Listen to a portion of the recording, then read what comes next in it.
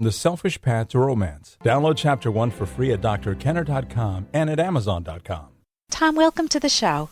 How are you? Very good, thank you. Tell me, what's your question? My question is I'm a single father. Okay, how old? Me or my son? Oh, you. I'm 30. 30, and your son? He's 8. 8 years old, okay.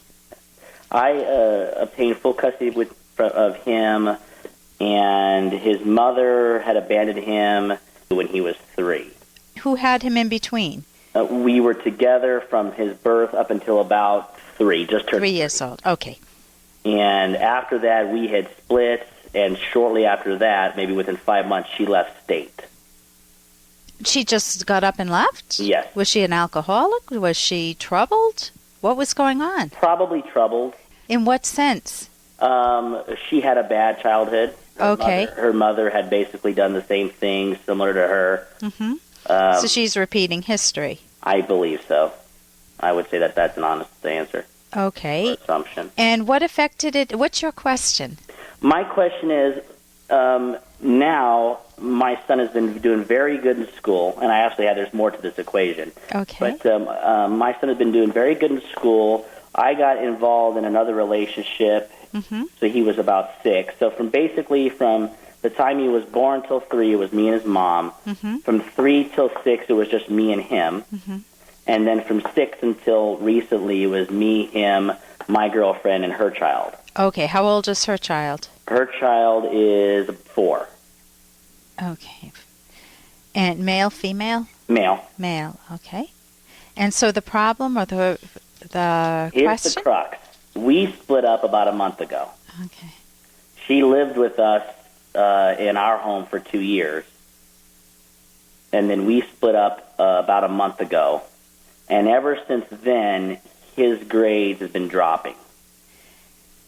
Has he been open about it? Has he been talking about what that was like to... Not a very open child. He's not open. So one of your skills as a parent is to what? Promote communication, I guess. Yeah, to make I'm not a very good communicator myself. You know, but I was a horrible communicator before I had kids, and it motivated me to learn communication skills. And when I went back to school for therapy, you learn all sorts of communication skills. You can't be a therapist without communication skills. Right. And then I read a parenting book that taught me the same skills without all of the psychobabble that I learned in grad school. The same terms. The book is fabulous. It was my lifesaver for parenting. I can look back and say, I loved my kids' childhood. They tell me the same thing. They want me to raise their kids. They may have a surprise there. Right. But the book is How to Talk So Kids Will Listen, and Listen So Kids Will Talk.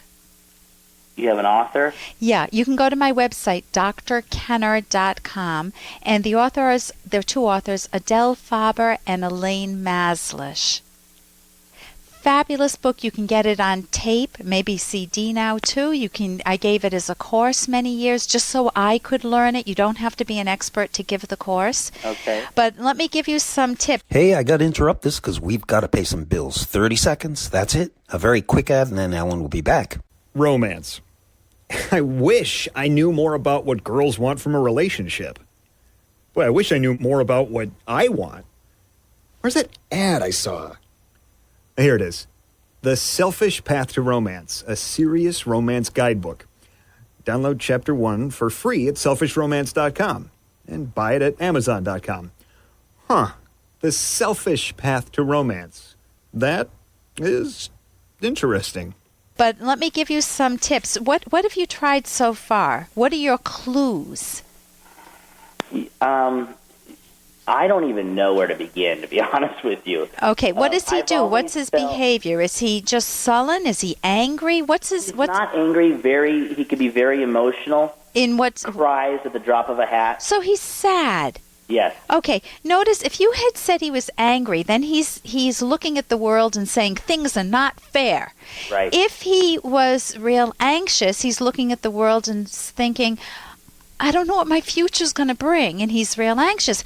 If you see the tears, then he's dealing with losses. Yeah, and Go ahead. I mean, it very easily. He cries very easily, and then I'll ask him, what's wrong, buddy? What's bothering you? And I can't get him to open up. Okay, so you need what's wrong and what's bothering you is fine, but that's not working with him. There's nothing wrong with that. Other kids would open up to it. Right. You can just say, you look really sad. You can just reflect his mood. Okay. You seem really, really sad. When you find the words for it, share it with me, honey. Mm-hmm. And I'd love to be there with you. I know that at times I feel sad too, and sometimes it's hard for me to speak up. Mm-hmm. He may feel like it's a burden to you. What do you think? What's the dynamics between you and your son where you notice that he pulls back? Is he afraid of you at times? He could be afraid. That wouldn't be a wrong assumption. Do you sometimes lose it with him? Like I said, I'm not a very good communicator. Yeah. I do tend to raise my voice probably more often than I should. Okay, so he may be afraid that if he shares his innermost life with you, that you'll come down hard on him. Where did you learn that from? My father. Isn't that interesting? So history repeating itself again. Right. In order for us to get out of those tangles, we have to do thinking work. Right. Otherwise, we're just on autopilot, and what's in our subconscious is what we grew up with. Exactly. So if you want to move away from your dad, those books, when I say those books, it's not just one book. That one book is the one I would begin with. Okay. My daughter even read it at about the same age that your son is. I don't know if he's a good reader. And she would correct me in my parenting errors. So my daughter helped to bring me up. I would say, yes, you're right. I'm messing up right now. Right. Give me some time. I'm learning new skills. So you can help your son see that you're a work in progress too, and work together to make the experience of raising him and his years much brighter for him moving forward, even with the losses in his life. Okay. Listen, thank you so much for your call, Tom. And here's a little more from Dr. Kenner. Oh, it's kind of sensitive. Listen, Phil, as a psychiatrist, anything you tell me will be kept in the strictest confidence. It's funny how the more you bottle things up inside, the bigger they seem to be. Well, I've never told anybody this before, but okay, here goes. 6 years ago, I was abducted by aliens. You were right. Now that I've said it out loud, it doesn't seem like that big a deal. And that's from Fraser. And I'm Dr. Ellen Kenner. Now, what would you do if you were a therapist in that moment and somebody tells you that they've been abducted by aliens? I mean, what are you going to tell them? They're crazy? That's impossible? Well, in a way, yes, that's what you need to tell them, but you can't tell them that directly.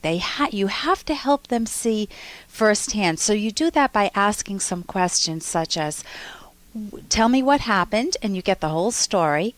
And when did the aliens abduct you? What time of day? You get the whole story as if you believe them, but you don't. And then you ask them, now, what would be another explanation for what went on?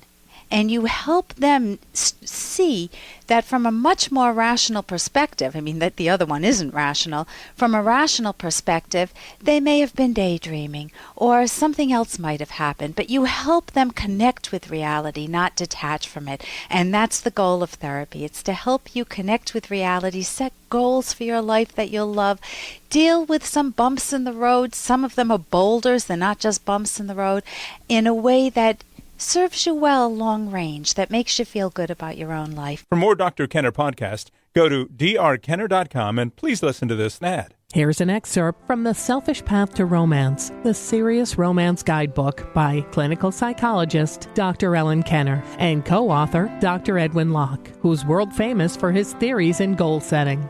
It is important to introspect and to do so with the attitude that it's exciting and fascinating to come to understand yourself. What is the worst thing you can discover? That you have mistaken ideas or poor thinking methods, and these can be corrected. Many individuals don't know how to introspect effectively and efficiently, but at least they make honest attempts to understand their emotions, and they make some headway.